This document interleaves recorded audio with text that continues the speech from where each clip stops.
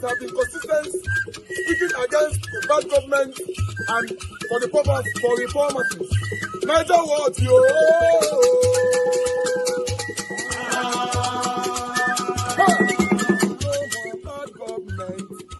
No more bad government. Niger what? No more bad government. Niger what? No more bad government. The only media that have been speaking. No more bad government. The voice of the voiceless. No more bad government.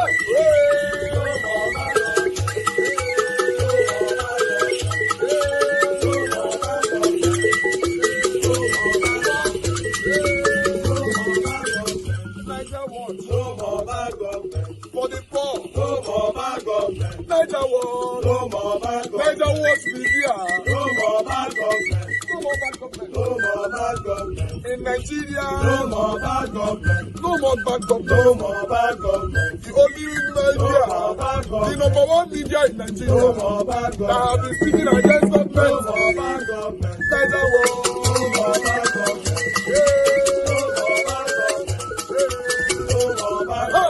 Niger what you? The voice of the voiceless. The voice of the voiceless.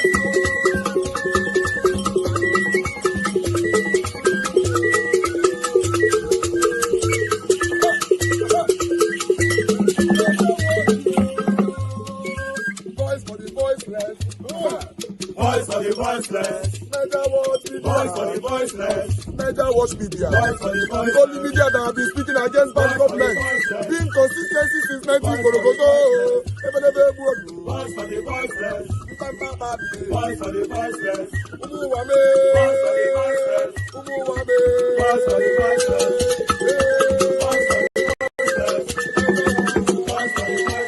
Good evening to you all right there. Mother of Mommy Diaspora. Good evening to you, Mommy. Thanks very much for all that you do. Thanks for your love and your care for us all here. Thank you, Abu Azi. I appreciate you, my brother. Thanks for all that you do.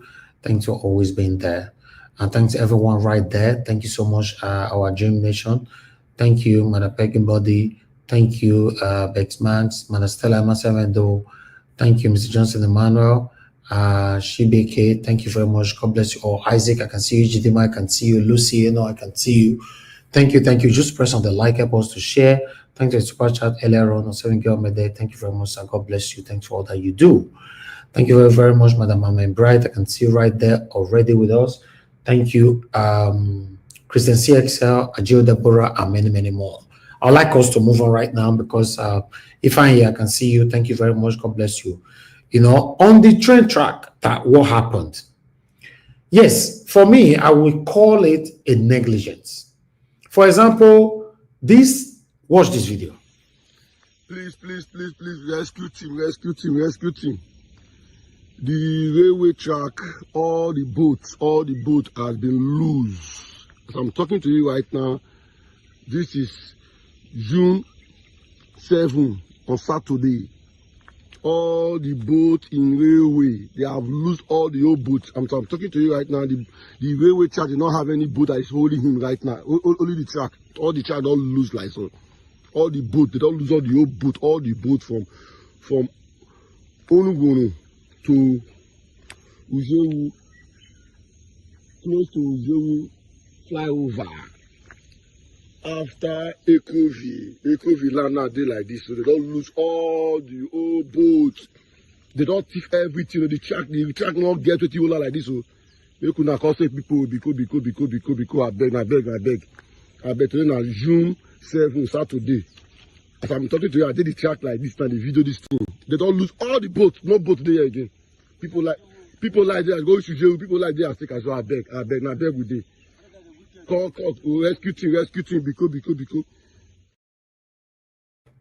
Okay, when something like this is happening, yes, we'll blame the government. Then the same people doing this thing, you know, what is their punishment if they are caught? Because I've seen several times when, you know, people like that were showcased on TV for vandalization and all that, blah, blah, blah. What is their punishment? How did they get away with things like this? And what is the swift reactions from government when things like this happen? Look at that train track. If a train go through that, obviously the train will fall. Accident will happen. We just live in a country that look like animal kingdom. Or maybe there's other description someone else can give it. It's crazy. People have to lose their lives for lots of negligence, lots of hazard that government saw and they deliberately ignore it in this country, Nigeria. It's crazy. I don't know how to describe Nigeria, to be honest. Train. You see one year person now where they pay. Some of these satanic set of fools that they pay. We come here now to tell us, say, train they fell for abroad now. Why not they take out like say now they have for abroad? They are there, they are everywhere. Niger Watch. It's crazy. Yes, sir. It's even more crazy because the man that is disseminating the information, we don't even know how to get to all these people, their helpline, and their line that you can even send video to so that they can swiftly go into action. There's none. The transport system, they don't provide all those things in Nigeria. Look at this gentleman now, trying to save lives by videoing it. But there's no information dissemination in Nigeria. Everybody just there inside house. Do you know that 95 to 99% of civil servants and people that work both for government and anybody in Nigeria are not working for the welfare of the country, the betterment of the country. They are not working for the betterment of the company, whoever they are working for. Most everybody, they are working for their money.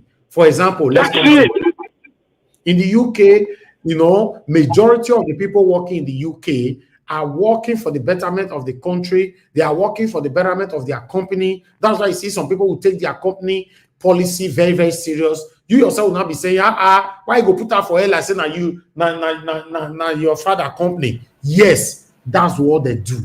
In Nigeria, the whole thing is just upside down right now. The government have their blame. We, the people, we have our blames. It's this whole thing will continue to happen. I've said it before, that most of what I always say, not concern me, whether you like it or not, the situation of the dilapidation of the country is going to continue to affect us directly or indirectly. I'd like to take this call quickly. Mr. Before you take it already. Hold on. No, I want to tell you something. Somebody is talking on the phone, man. Just hold on. Thank you, Mr. Johnson. Mr. Joseph Oji, talk to us, sir. Thank you for what you do, please. Just a quick one on this very trend thing that the main problem we have in Nigeria is the recruitment process. The recruitment process. When you bring your own people, you bring in nepotism into this.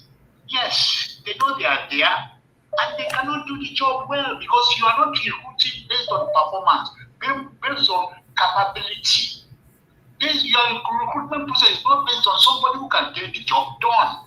That's the problem. When you have all these teams, bringing your own people, look at the man on the head of the railway now. Where's he from? Southwest, Yoruba man.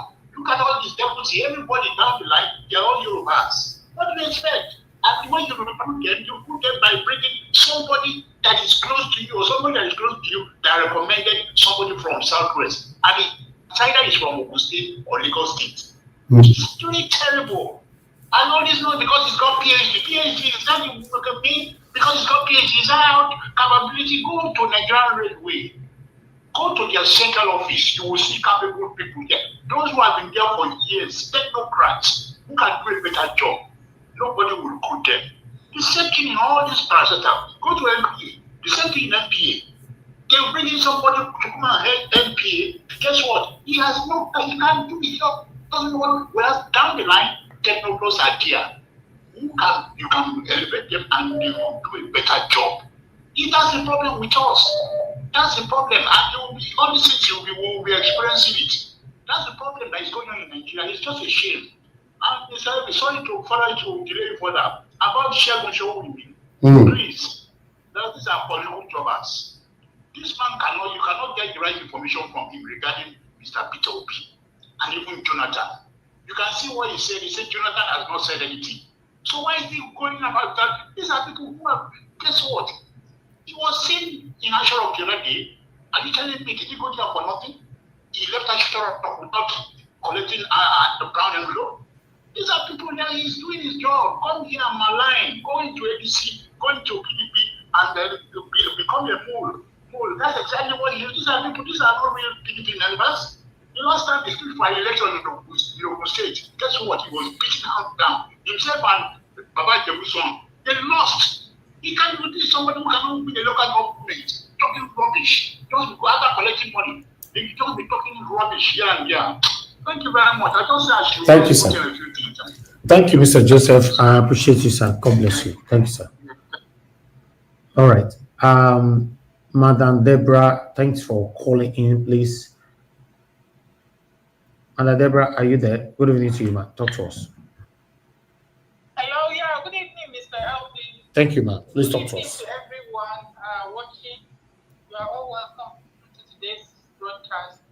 I will start, first of all, by speaking on the first video you showed when the guy was saying that Fulani have taken over Kwara State and they are chasing away the Yoruba people from Kwara State.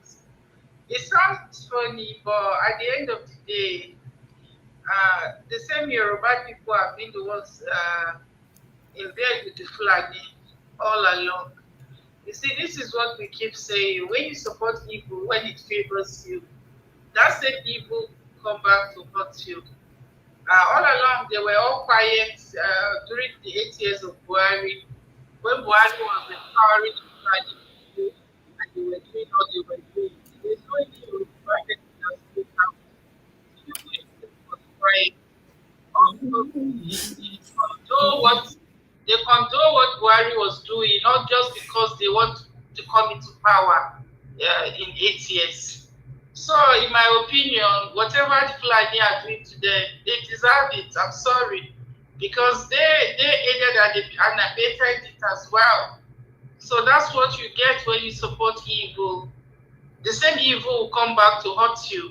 Throughout the 8 years of Buhari, when Buhari was doing his Fulani agenda, they kept quiet. None of them spoke out against it. A lot of them kept quiet. Even when they want to speak, they speak from the side of their mouth. All because Buhari has agreed to hand over power to them. That's why they kept quiet and condone all the things that Buhari was doing. So if it is coming back to haunt them now, I think it's what you sow that you reap. So let me say something about the whole PDP sense that they are saying.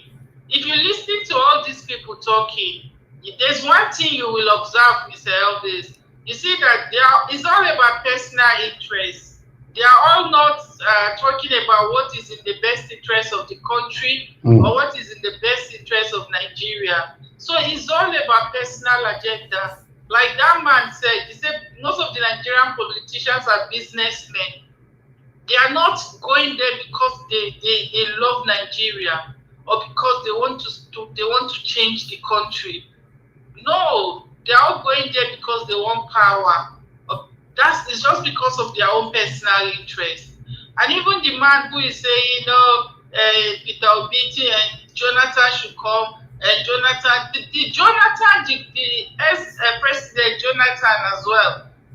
What is he coming to do? He's coming, the same northerners that are pushing him to come, were the same people that chased him out of power, were the same people that disgraced him. So he's now coming to complete their own agenda, because we are not going to forget that all the years he was there as president, what did he do for the South? Nothing. He did everything to please the northerners so he could stay in power. So good luck, Jonathan. I'm sorry. If he comes, he's only going to make it easy for Tinubu to continue. That's what I see there. The northerners just want to use him. If you see anybody that the northerners are pushing, is somebody that is going to do their own bidding for them. And if good luck allow himself to be used again, then I think he doesn't know what he stands for. And everything I'm seeing that is playing out now, and I'm sorry, we are going to have a repeat of 2023. That is just what is going to happen. Because The same nonsense they are doing now is the same thing that they did in 2023. Everybody now wants to come out to contest. The former Oyo State governor too want to be president. Everybody, okay, you say you want to zone, but yet everybody is coming out. So how is it going to work? It's still going to be a repeat of 2023. That is just what is going to happen. They will end up splitting the vote again and making it easy for Tinubu to come back, to rig their comeback again. That is what is going to play out. I'm not saying anything that is different from what happened in 2023. It's just like they are repeating the same thing, the same nonsense. These politicians will never learn. Their greed and personal ambition has blinded them that they cannot even see anything different. It's the same mistake that they did in 2023. It's the same thing that they are trying to repeat. At the end of the day, the votes are going to be split and make it easy for Tinubu to come back in 2027. That's where it's heading to, sadly. Okay. Regarding the train, you see the train issue. You see how they losing all the bolts that's supposed to hold the track, and these are done by Nigerians as well. So you see that we are in trouble in Nigeria, both the government and the people. Sometimes I don't know which one is even better. At times you'll be forced to want to believe that Nigerians, they kind of deserve the kind of government that they get. Yes. It's the same people are going to do that. Would you say anybody in the UK going to a train track to losing votes? Or you see people are doing it, knowing very well that that's going to endanger the lives of people, but they don't care. Like you rightly said, a lot of them, they do things just for their own personal interest. Nobody cares about what happened to the other party. Exactly. And that's exactly what happens in the animal jungle. Everybody prey on the other. The strongest animal prey on the smaller animal. That's what happens in Nigeria. Everybody takes advantage of everyone. Anybody who is in a position uses that position to how will I put it, to exploit the other person. That is what we get. Thank you. Look at let me just round up by look at the late Ojuku's wife that went to take appointment with this government. Now they are using her. Yeah. Now she's joining the propaganda. What they went to do in Brazil, she's coming out to say to do a propaganda for Tinubu.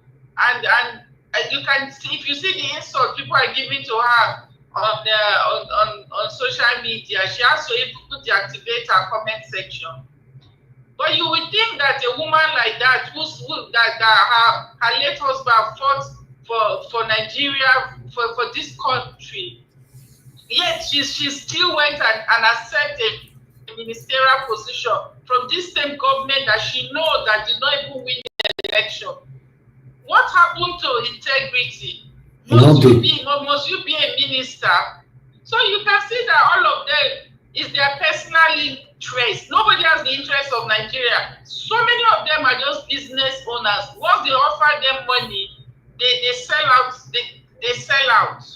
Thank you. And it's a shame that this is a situation that we find ourselves. Thank you so much, Mr. Elvis. Thank you very much. Thank you for the good work that you're doing. Thank you, Madam Deborah. You nailed it. Thank you. Yes. Madam Deborah finished work for them. Yes. What happened to integrity? I ask that question all the time for a year. You know, why can't you just resign if you know that this role is going to be against your stand or your wish? You know, Mama Yeshu, you wanted to say something. Please go ahead. Yeah, I wanted to take permission from the first person because I have doctor's appointment. So I wanted to make my quick contribution before going. Oh. Okay, go ahead, man. Go ahead before I continue. We are not even starting yet. Thank you, man. Good evening to you. Yeah, greetings, beloved Elvis. Greetings, my wonderful mom, of which I lean upon every day in carrying my children and their burdens. Greeting to all the members of the panelists. Greeting to the listener, greeting to the commenter, and those who will comment later and those who will listen later. Before I comment on the business of the day, I want to make something clear to all Nigerians, home and abroad, to all agencies, to all platforms, to all organizations. I am Mama H.O., the mother hen. To all my children, of which I forcefully adopt, of which I have already stated those who fall into the category of my children. And as a mother hen, I will never watch the hawk snatch any of my children. For those of you who does not know what a mother hen is, call your people in the village and ask them what a mother hen does when the hawk comes to collect their children. Having said that, Mama H.O., the mother hen, is not in competition with anybody at all. So envy, jealousy, if you have it, put it in your pocket. Because when it comes to my children, I don't care about you. I don't care about your organization. I don't care about your selfish, evil, wicked feeling. Mama H.O. will do everything legally under the sun to save her children or to save her child. So be warned. Be warned very well. Because if you cross my path, I will bring you out in this social media and disgrace you. Because I come to find out that some of you that pretend to want good governance, you don't. Because those who want good governance in Nigeria will stand for truth, fairness, equity, and justice. For those of you who want true governance, will stand for truth, fairness, justice, and equity. And the agape love of Christ will be your working tools. No selfishness, no greediness, and not make them not say na me do one. Rather, you will allow team spirit to work. You will let team spirit to be the order of the day, because we all need each other to fight this battle. So, those of you that I work with directly or indirectly, and you are angry that I step into the show and I got results you didn't get, and you think that Mama H.O. want to outshine me, Mama H.O. want to take over, fuck you. Sorry, My beloved pikin, say I use that word. Because you are evil, you are greedy, and you are wicked. You are not different from this wicked politician that we are fighting against. Those of you that I'm sending this message to, you know yourself. If you don't change, I go broadcast you for every platform with your name written boldly, because you are not different from my senior boyfriend, Chief Tinubu, and all the oppressors that have destroyed my children. Be one.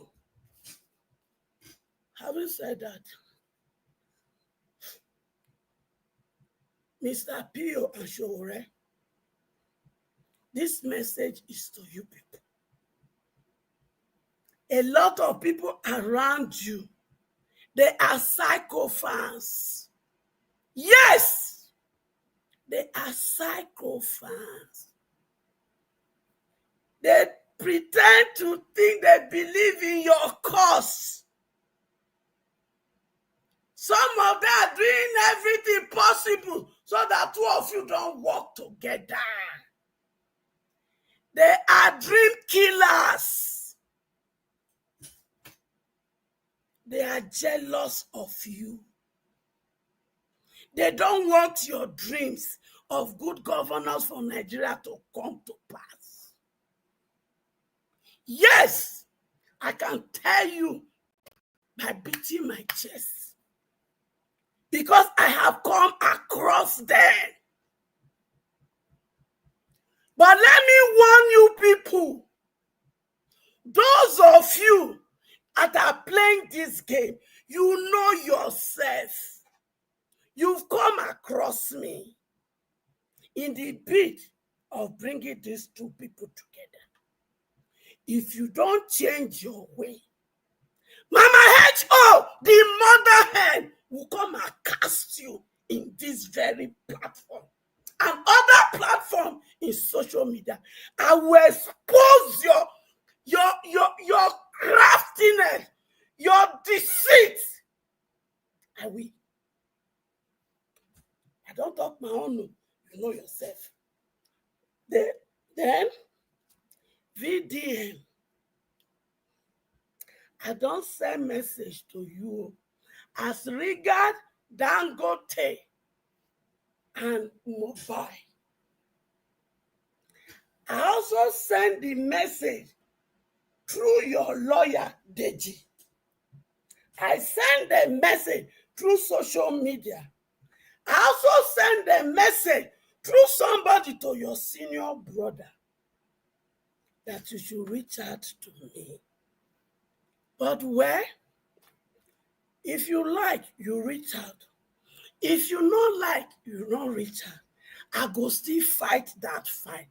But unfortunately, instead of you to be part of the people that will be celebrated when the deed is done, they will only celebrate you for this one you don't do. The bigger one, you will not be part. May person not decide, take his shine, go shine, no, and not get shine to shine anything. What I want is result for my children.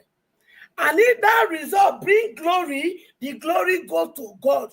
If you want share for the glory, you feel follow Papa God dragon and no need that.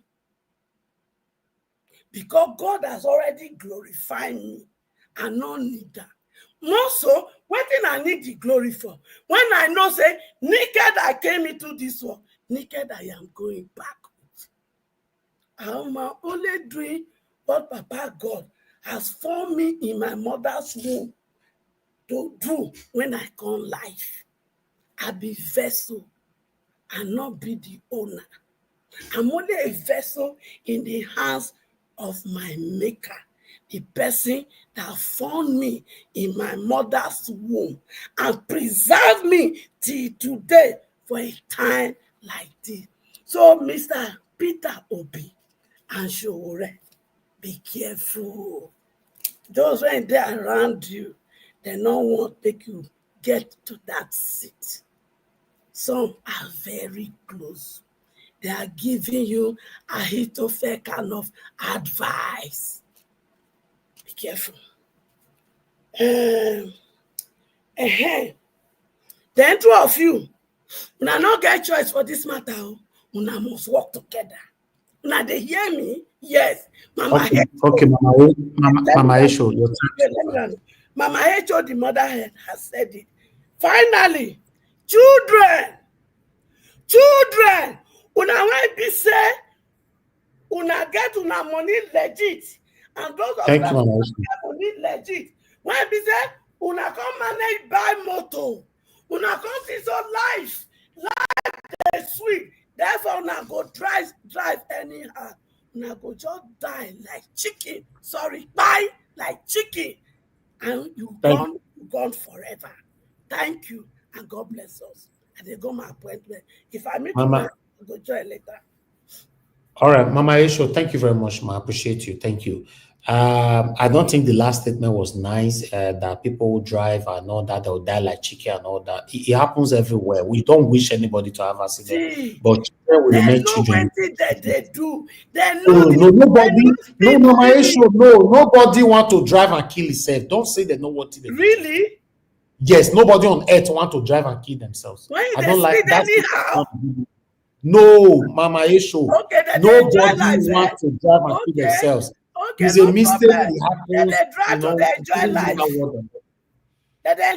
Thank you. You see, they are my children. Must be blunt at time with them. You they hear me? No, but you cannot say they will die like chicken. It's not nice. I don't like that. Okay, you don't like a who had an accident. Anyway, thank you very much, man. Thank you. I would like us to move on right now. Let me come to Black Panther. Black Panther, my brother, please talk to us if you are there. Good evening to you. My brother. Thank you, my brother. I appreciate you. Thank you. It's another hot day in paradise. We are here because of the grace of God. And may God continue to guide us and lead us as we have taken the right step towards making sure we engage those that are trying to destroy and separate us. And God will give us the power to do it. And we are ready to do it. I want to thank everybody out there. Thank Mommy in diaspora. May God bless you, Mommy. Thank you for you are guiding us, both spiritually and physically. I want to thank you. May God give you the power and more grace to do more for us. So, we can't see you. Thank you, my brother.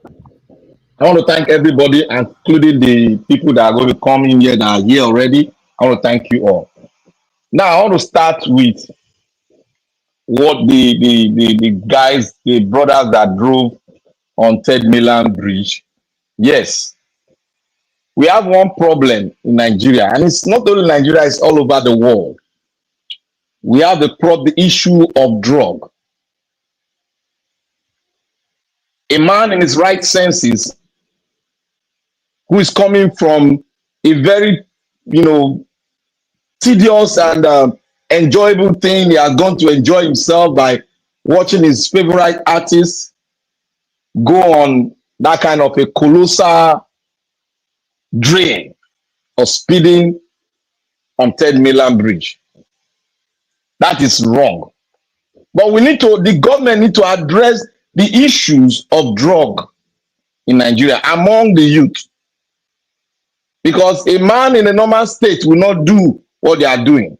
But a man with the influence of drug will always do such thing. Dead in the night. I want to also I want to take this video to thank the Lagos State government. There are cameras all over the place now in Third Mainland Bridge. They can be able to access the speed and whatever. But one thing they should do more is to put the speed limit on that part, on the Third Mainland Bridge. That will help us a lot. And I want to advise most of them that go on, they want to go on sort of speed racing. That can be done in a well-organized situation, in an organized place. because those ones they monitor themselves and they know the path which they are driving along. So, but you driving on a 10 million bridge dead in the night, that is wrong. That cannot be tolerated. I want to ask a question again. Where are the cops? Where are they? On that well, very important road that so many things, accident happens there every time within the week. Where are they? Because I know that they have different checkpoints, and not checkpoint, they have different stations on the 10 million bridge. Where are they? Where is the emergency group that are stationed on that highway? Where are they? These are lapses. These are the things that will look common, but they are not common. These are life-saving things that we need to put in every major, we call it truncate ways in Nigeria. These are the things.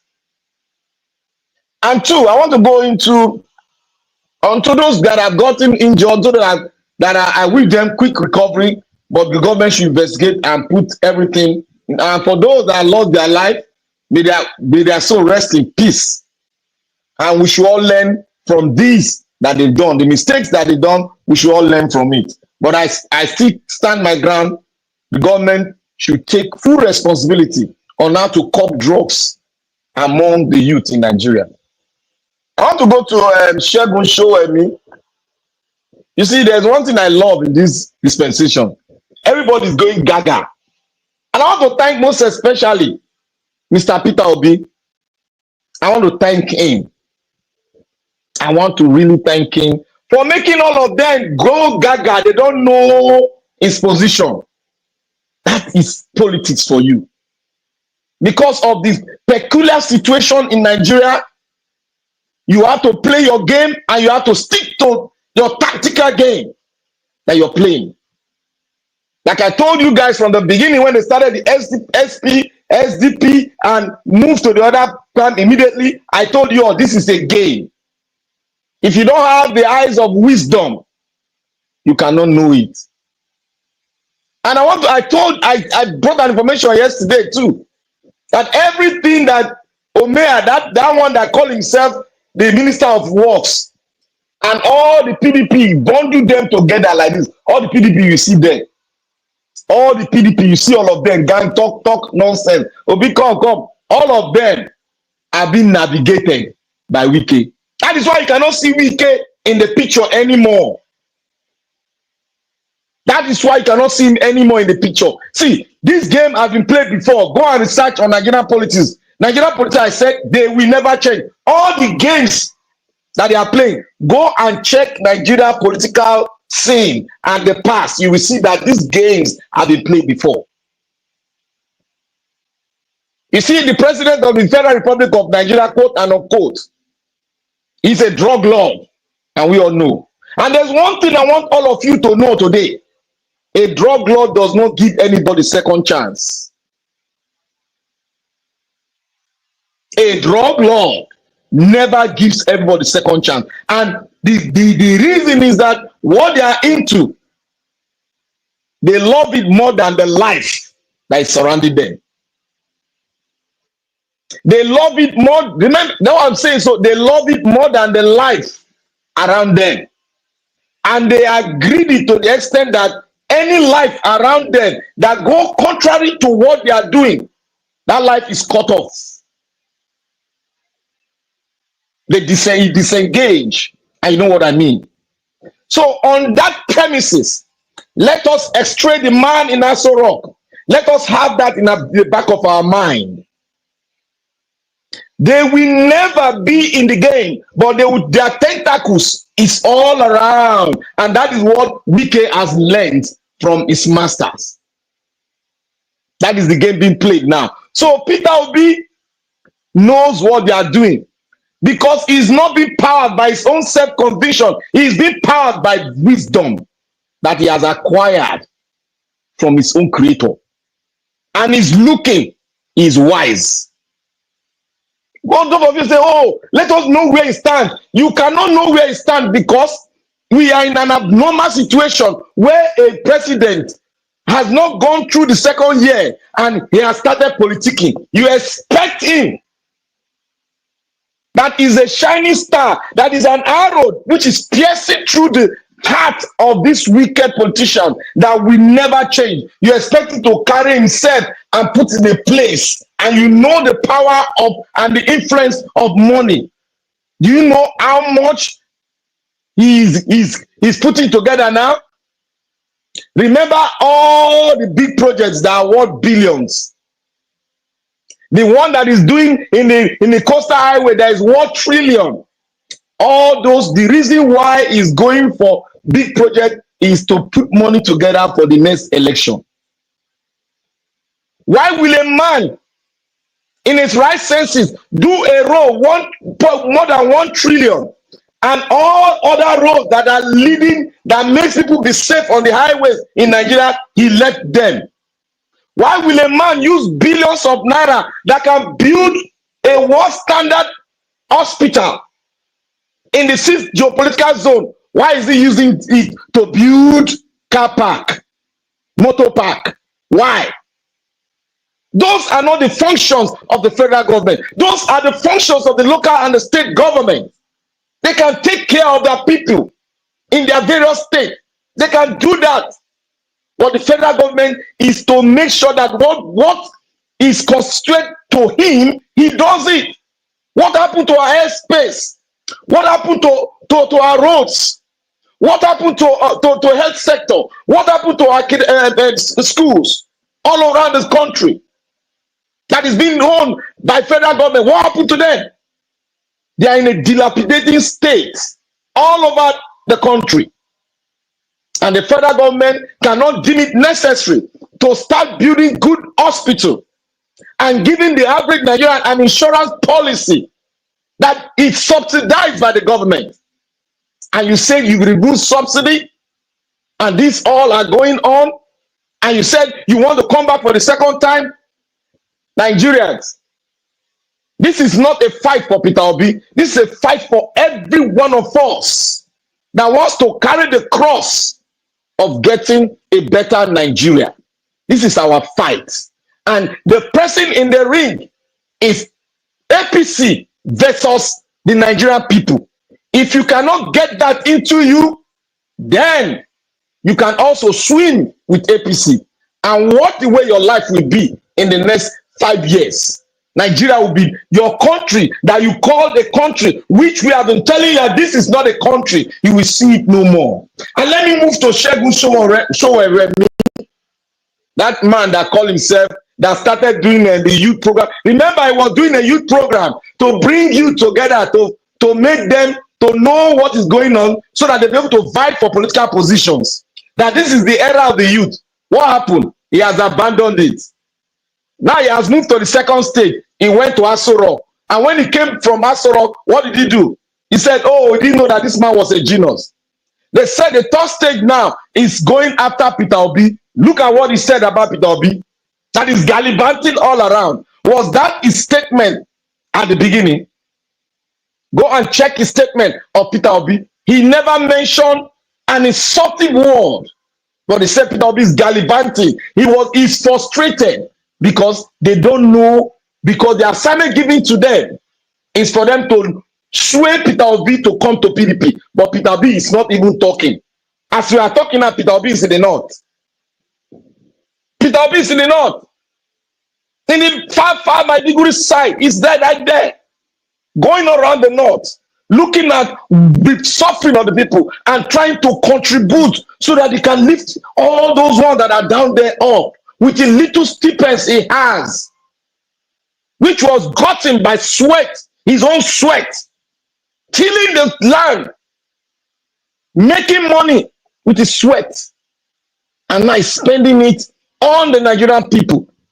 What else do you want? A man that don't be found wanting. What else do you want? You have been calling God. God, bring somebody. And God has given you a little, just a piece, a drop of water. God has shown us. We are saying, God. You see, We are like the people that has inheritance, but we don't know our inheritance in Nigeria. Because we have lost our sense of reason. We no longer put up critical reasoning and thinking. We no longer study. But what we do is for them to give us money and they twist us. And I want to say today, what is happening all over the media, about 75% of what you are seeing, people that are saying, don't come and vote, don't vote, they will do this. Those people have been paid. Mark my word, Black Panther said, those people have been paid. They have been all paid. People that say, oh, the so-called what they call it, the INEC whatever, it's not necessary. Reform is not necessary. Those people have been linked and they are ready to be paid. Because a right-thinking person who has gone through the 4 walls of academics will not come out here and speak such things. When you know you are into the struggle to get Nigeria out and you are saying your people should back out by not coming out to vote. Then, if they are not coming out to vote, you prefer solution to them and tell them what they got to do and stand on that trajectory. And don't criticize those who are saying, we want it, we want to get it by force. Don't criticize, because both of you are on the track of getting a country. That is what both of you are. But you are coming from different dimensions. But don't tell the people they should lose hope. Rather, they should put their destiny back into the hands of the people that are trying to cut them off. If you are doing that, remember what I said. I said you are laying curse upon yourself. Anyone indulge in doing it, you are laying curse upon yourself. Is it because you are in the comfort zone? Wherever you are, you have money? Do you know what it means to lose your land where you are born, to lose it, and when you come back, you have no land or home to stay anymore? Do you know what it means? Do you think the battle is only to the Nigerian people on ground? It is to every one of us that has his umbilical cord in that country. And if you bet me, if it start happening, tears will roll out of your eyes. For those of you that are sitting down, that refuse to come in, when it start happening, tears will roll out of your eye. That means your umbilical cord is still tied to that land, because that's where you come from. You better stand up. Let us all brace up and stand on the trajectory of truth. It is only truth and cohesion coming together that will make us strong, and will take what we want to take from these people, and we'll send all of them packing. God has given us someone that is just an iceberg. We got to hold it with all diligence. If we lose it, we are done. Thank you, Nigeria Watch.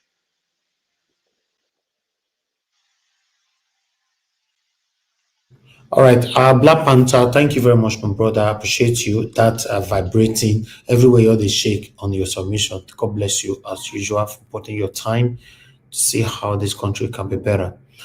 Mommy, why? I would like us to move on, my people. Let's quickly hear from Mother Patricia. Mother Patricia, are you there with us? Yes, so Mr. Ivis, good evening. Good evening, ma. Thank you very much for joining us. Talk to us. Thank you again, Mr. Ivis, for all you do. Thank you. Mommy Diaspora, good evening. I love you. Yes, we are here again to or share our own opinion. Our panelists, good evening to every one of you. Mama Esho, she said she was going away anyway. Good evening, special good evening to you. Greetings to you. The comment section people, Nigerians at large, everyone that is watching us, wherever you're watching us from, good afternoon, and yeah, good morning. Some people are actually watching us from afar, and it's almost morning for them now. So yes, please like and share and hit the dollar sign. God bless you. I just came in not long ago. It was when you was showing the train track, you know, the guy that was doing the video that the boats and knots have been taken off the train track. That's when I came in to the broadcast. So every other thing, I'm just going to be maybe speaking from the angle of other people that are submitted already, giving their submission. Yes, This is a country that's the sign of a country that does not work, you know. Train tracks, both and not being taken. These are not new things if we want to look at it, because even in far back, you know, long ago when I came to Europe, train tracks normally they have some kind of electrocutor protection so that people don't vandalize it.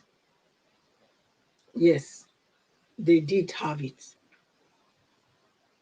And that is, we are talking about even countries that are taking good care of their people. They have a good well-being of their people. They have it at heart and they are taking care of them. They have such things in place for people not to vandalize the tracks.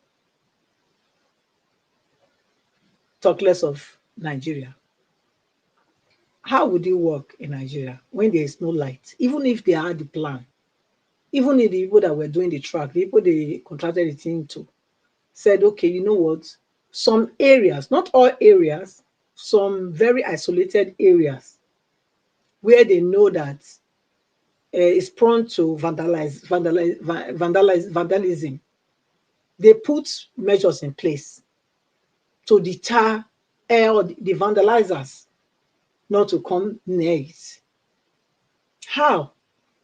Like I just said, they make sure they put high power electric executor there. And they will put signs, not near close, not even touch. You know, this is what they do.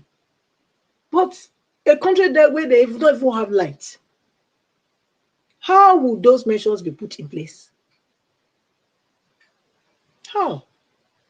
There's no light to run such things. So now the vandalizers are there to vandalize the tracks. And this, I cannot even say these are vandalizers, because when you say vandalizing, people that vandalize, they don't really take anything, they just destroy it. These are thieves. People that have been left behind, people that are not taken care of. They are suffering, there are people suffering in the society or the country. And I want to stress the other aspect is that I'm not even sure that these people that are doing these things, they are from those areas, because I know that this what they call what do they call them that they hit since they eat any condemn, you know, those ones that they say condemn that they carry any iron, that even they go people house go remove rod, then they also go to different places, and these people, they are not even from Edo or Delta. They are usually either Fulani or Hausa, I don't know any one of them. They are the ones that people have been complaining about, that they go about carrying even their cutlass they leave in their front house, or their what they call their cutlasses and their shovel that they use to do work. Before you know, this thing is gone. So these are the problem we are having. Insecurity is ravaging everywhere because it's part of it. I don't know where in a country where somebody will travel from 2,000 kilometers to come and say he's coming to do menial job in another state 2,000 kilometers away. You don't have any profession, like, so how are you going to be picking all these condemn to make headway without stealing?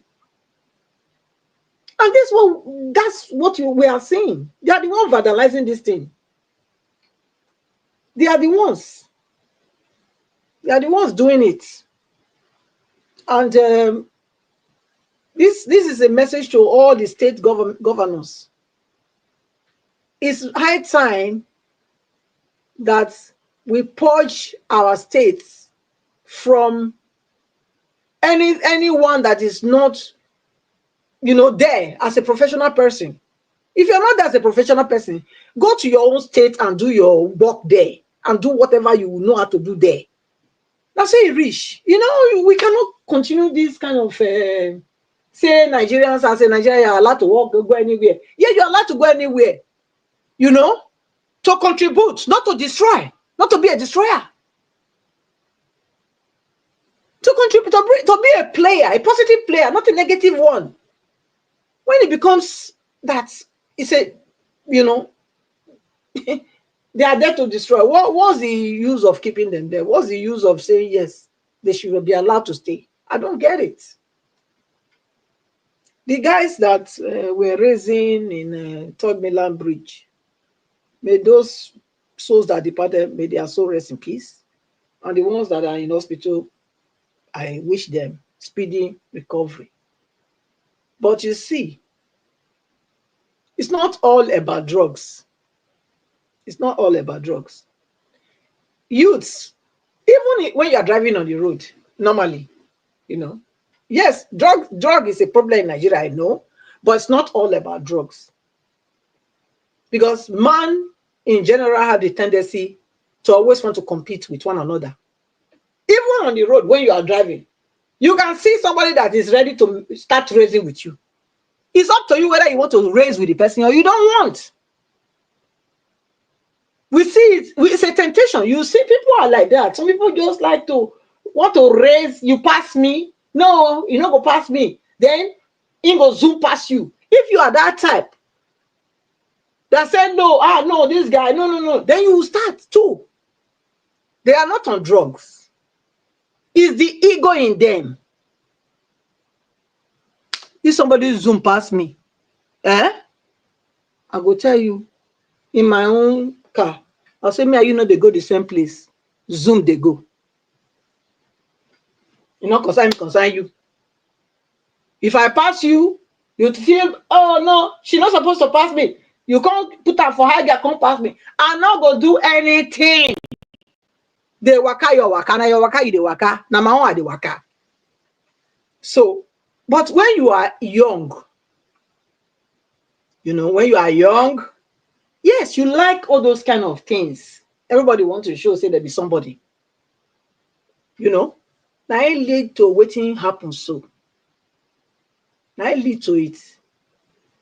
And Third Mainland Bridge not be supposed to be for raising. And besides, not only that they happen, even in Abuja. Because the news not they carry and say, now so some of all these governors and their children and what they call and their ministers say their pikin don't get accidents, die away for road. Now that one, because they know they carry, they know they grip tell us all those ones. Now make una not say they happen. In Abuja, you know how many accidents where they happen for there? With all these children, when they say there be money miss road. So it's a normal thing everywhere. Even here, like I said, it's the same thing here. Sometimes it goes well, sometimes it goes haywire. When it goes haywire, you take the, that's it. Doesn't necessarily need to be drugs. Yes, I agree that Nigeria government need to deal with drug issue. It's everywhere. It's not only Nigeria. It's everywhere. Drug has become the norm in most places today. Not only Nigeria. But they need to clamp on it because we cannot have a society where, we have most of our youth on the high all the time. No. So that Jonathan versus it don't ring go. Okay, I don't know if I even get plenty to talk. Thank you, Mr. Elvis. Make a rest. Thank you. I appreciate. All right, Madam Patricia, thank you very much. You were already 9 minutes plus almost 10 minutes. Thank you for your submission anyway. I would like us to move on right now. Let me quickly call on the next person, Sir Louis. Sir Louis, please talk to us. Good evening to you, sir. Hello, good evening. Good evening, Mr. Harvis and everyone.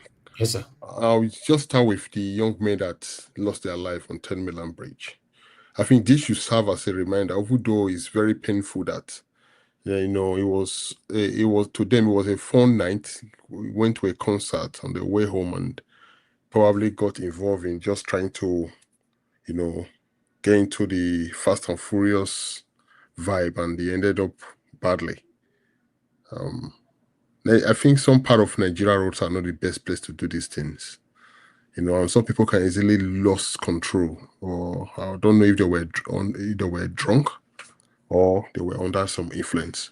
So let this just be a lesson to everyone that I'm not going to condemn them because I've done this before.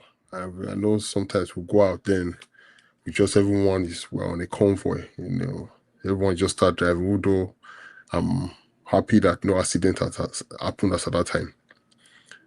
There's a particular one that happened to a friend of mine years ago, and I'm just quickly going to say this. When I was back at University of Benin, there was a lady I was asking out then. I used to go down to see her there or two, we would talk and all that. So there was this day, then they just opened Press Motel, so I was going to take her to Press Hotel, the ladies' night, just to have a good evening. But she came up with an excuse that she wasn't going. So I think that day she went out with her other friend. There was a guy there I knew then, very reckless driver, extremely reckless. One of those young guys living in Benin that the mom was abroad, sending stuff back to him, bringing cars and everything. He was always reckless in Benin. So that day we went down to Press. So driving back to campus that day with my brother, we saw a very big accident at the Uselu area. So I said, what kind of, people were gathered? I saw people gathering at the gutter side. So I saw the BMW of that guy was, damaged, just the backside. So I didn't even know it was actually him, but although he looked similar to his own car. So we drove past. The next day, I was told, they said that young girl died. I said, she died, how? Say she died in a car accident with that young man. They were both in the car. The young man was highly drunk, He was always known, there was a day I met him at GRO. We were driving, the way he drove past me, and, he was an extremely reckless driver. He died. The lady died. The guy that was sitting at the back of the car, one of his legs were amputated. It was a very sad thing and I was saying to myself, if that lady had gone out with me, probably she would still be alive. But, it happened. So I think young people should be careful.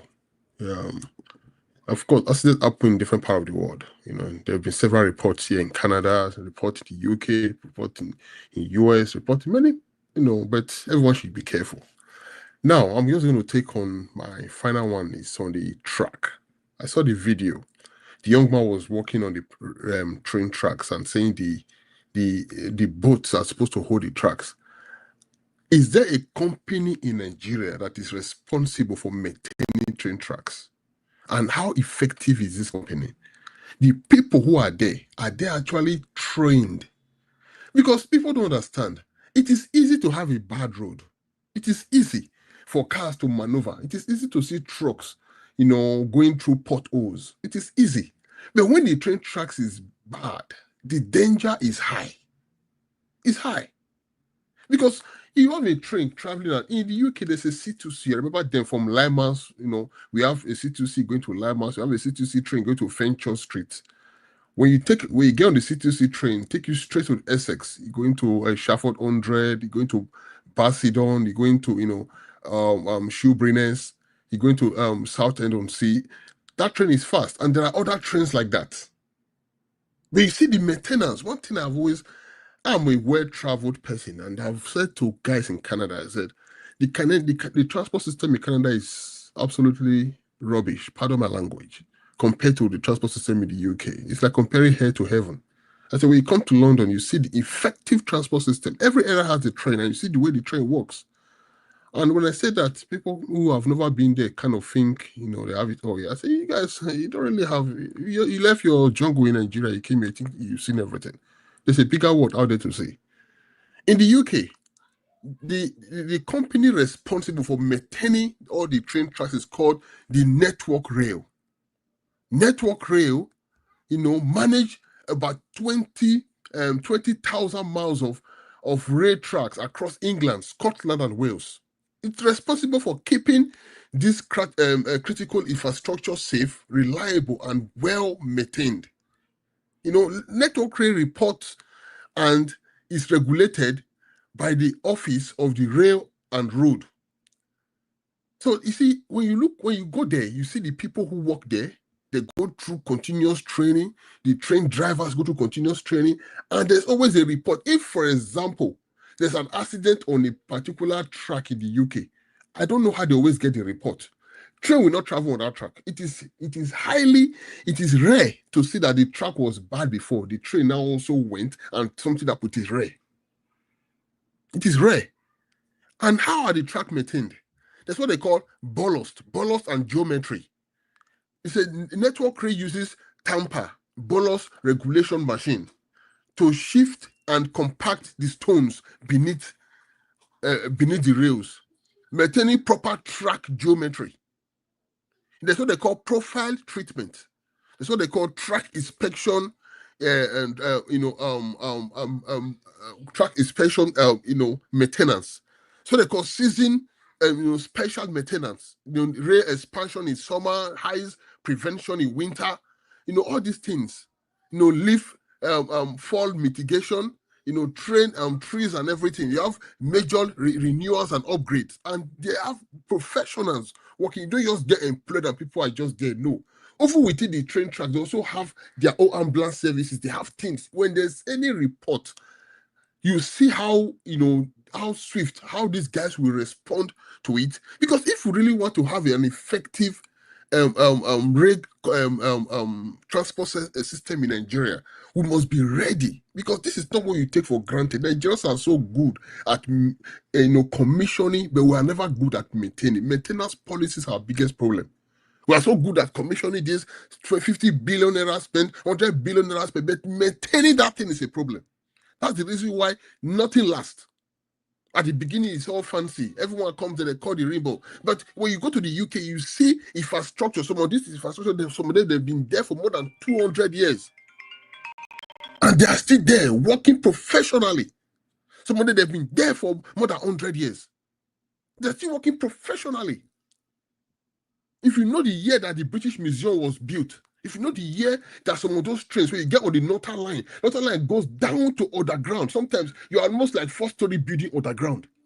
I was saying to a friend of mine who is an engineer here in Canada, I said, because Canada is very cold, would that be better for Canada to have an underground network system?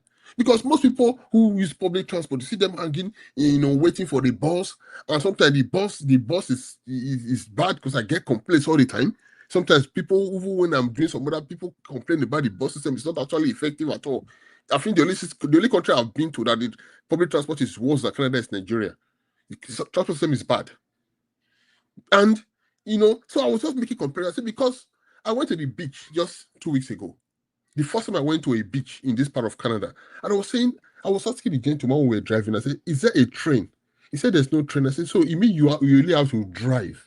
You see, I said, that's a problem. I said, because which means the system is not. I said, what about those who don't have a car and they want to come with a coach? So they don't have it. So you only have to drive. I said, but in the UK, you have trains to every corners. And the only country that was trying to emulate what they have in UK when it comes to transportation was China. China invested, I think, more than $2 trillion to see they can actually meet that. That is the standard. And I give them that. That is a huge standard. If we really want to do it, we must get it well. They said that some Chinese company were responsible for it. Where are those people on ground? Because this is a report that came today. Thank God no life were lost. Don't forget that there was some incident that happened before and life were lost. And we just open with the video we saw now about those particular stuff. They're not there to hold the tracks together. Which means those tracks are not properly, they are not solid. So what happens when the train comes? It's wobbly. So that can lead to derailment. And you are talking about a train that has hundreds of people on board. We have to get things right. Security is not right. The government today have not actually sat down to say, you know what, the police are understaffed. You have a country with more than 200 million people. You have a police officer up to 500,000. And many of them are working for banks, working for big men. So how many police officers do we really have serving the Nigerian people? Now, to fight kidnapping and everything, this is where the government have to empower the vigilantes. They have to properly organize it. They just call some guys and give some hoodlums guns because they say vigilantes don't even know they are the kidnappers we have in the society. Properly organize them. Let them get a network for it. That is, then the state government is monitoring their activities. That is the only way you can provide security for the rural part, because when we come to Nigeria, people look at the urban developed part of Nigeria.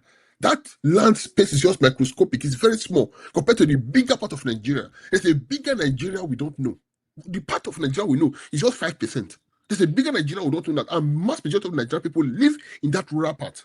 But you go to some of those places, there's no security presence, there's no hospital presence, there is nothing. People are just living at the mercy of anything. And what happens to them? So we have a lot to do. And I saw the road, that very dark man, when he was driving, when the kidnapping road, I saw that road is quite narrow. Look at the bush. The bush are so grown, they are close to the road. It is easy for kidnappers to operate in a road like that. It is far easy. I mean, don't you travel in the UK? You see, there's a landscape. You hardly see a grass growing big. You can move from your car, you see the field. I always ask myself, how do they do it? You see the field everywhere. I was even traveling the other day here in Canada. We were going down. I was just looking at the landscape. How do they do it? As big as Canada, they can maintain it like that. Compared to, let alone a country like Nigeria. Can't we do the same thing? You have a narrow road. You have bush everywhere. And the policemen, the military men were even scared to move further to where the kidnappers were operating. And now we have a train track falling. Of course, more will happen because we have incompetent government. We're working with incompetent people that will never work with professionals. In Nigeria is a country where you have people who are professionals that will come. A man who is the head of that department to look at it, even though you are a professional, you have what it takes to do that job perfectly. Just because you are not from his tribe, you want someone from his tribe to be there. Who that person is incompetent. He's happy that his tribal man is there and it's a plate. You see that they come, they all have pot belly. They talk rubbish. They know nothing. And that, who are the people that the collateral damage actually falls on the Nigerians? Because people want to commit from one place to another. They want to do business. They want to do other things. I was really happy when they talk about the train tracks.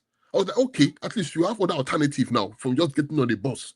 From Lagos to Abuja, you can travel from Lagos. But if we have a problem where the tracks are not properly maintained, there's no company that is responsible. Sometimes in the UK, every Saturdays, you see some trains will not work because they are doing maintenance. They always do maintenance. Go to Clapham Junction.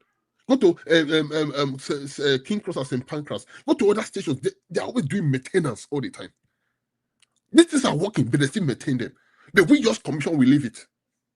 So, there's this culture.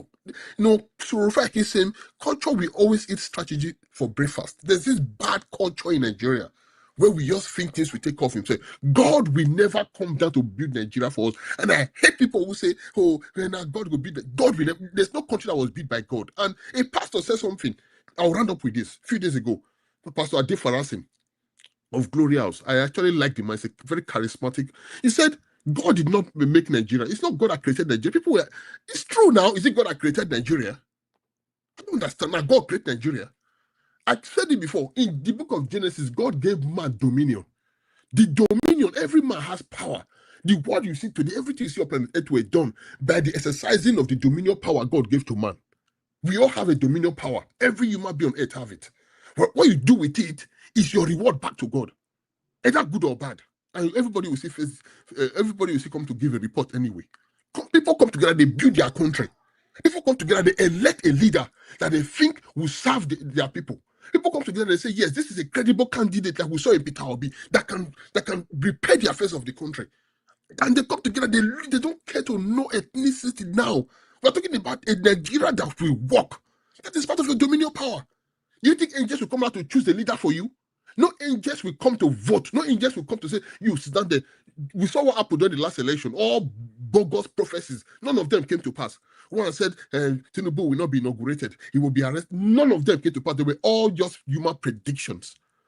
As far as democracy is concerned, human is the power that God has given us. The exercising of our dominion power. That is what will give us the country that we want. If we do not exercise the dominion power, we will continue to languish like this. In 100 years' time, our children's children will come and still be talking about the state of the country. People who have common sense are building their nations. They are standing to say, you know what, enough is enough of incompetent people who don't care about the country. Steve Harvey went to Dubai. Steve Harvey said something. Said, for you to build a country like this from a desert to become the envy of the world, it comes from one thing, love. You must love your country. When you love your country, you want to see the country get better. When you love your country, you will not steal public funds and just use some little funds to do a project with some standard materials, knowing the fact that you will still partake from it. What is the benefit of you doing a road with substandard materials? Are you not going to drive on that road one day? Edo State was badly managed. Edo State today is the least developed state in Nigeria. The roads, all through the 8 years of Obaseki, nothing was done. Go to GRA. I was in Benin when it rained one day during Obaseki's government. There were huge floods in front of the government house. And I was telling my brother, if government house in front of government house can have flood like this, what about the whole state? Because people don't love they don't love their town, they don't love their country. They're just there for power. We are only, we are fighting. People are so desperate just to have power. There's no love, there's no patriotic attitude or spirit in them. We don't care about the Nigerian people. Who cares when you talk about national development? As a president now, nobody should be in that Sorok and still be talking about, oh, I'm a Fulani. It's the Fulani people. If you are not even supposed to be there.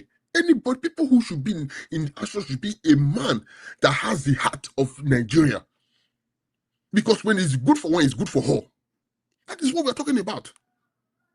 So our fight now should be, we just want to exercise our dominion power to make Nigeria work. We are tired of all this nonsense. We are tired of it. Every day, keep hearing different stupid news of this is happening, and they're all bent to one thing. Complete people who do not have what it takes to be local government chairmen. They are governors and they are presidents. Isn't it a shame, as educated as Nigerians, we have a leadership that is not even reflecting the intelligence of the people? I told a pastor some years ago, I said, stop talking about wisdom. All you pastors keep talking about wisdom. If Nigerians are so wise, why are we not using the wisdom to build Nigeria?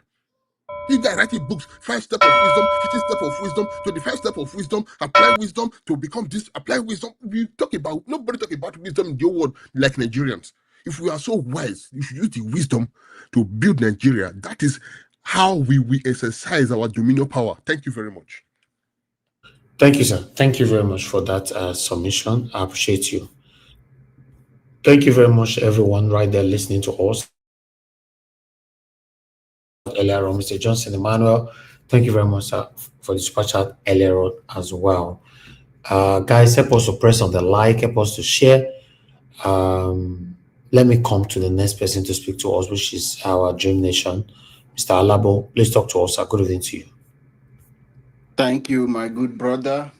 Thank you, and God bless you for what you do.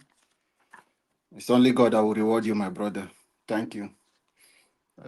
We missed you on Sunday. The place was so empty. Thank God you are back.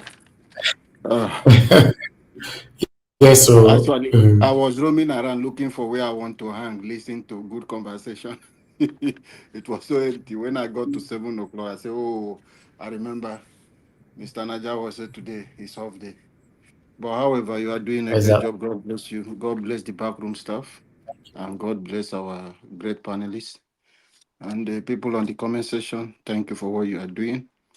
And Nigerians who are watching, the viewers, and even most of you who are observing, listen to our conversation, to report it to DSS. Please try and pick the good ones and also report to them. Nigeria, first of all, let me just stand on the existing protocol. I will start from the issue of what we'll talk about qualification. You have been in the UK. You can confirm this with me that most people who are directors, mounting institutions in this country, in United Kingdom, both in US and other tough places, you will not hear doctor on their names. Some of them, you just NVQ, college, just They just finished from primary school, but they have experience. They acquire some kind of skills. And when you see them mounting institutions, is it in construction? You see what they are doing. They are not professors.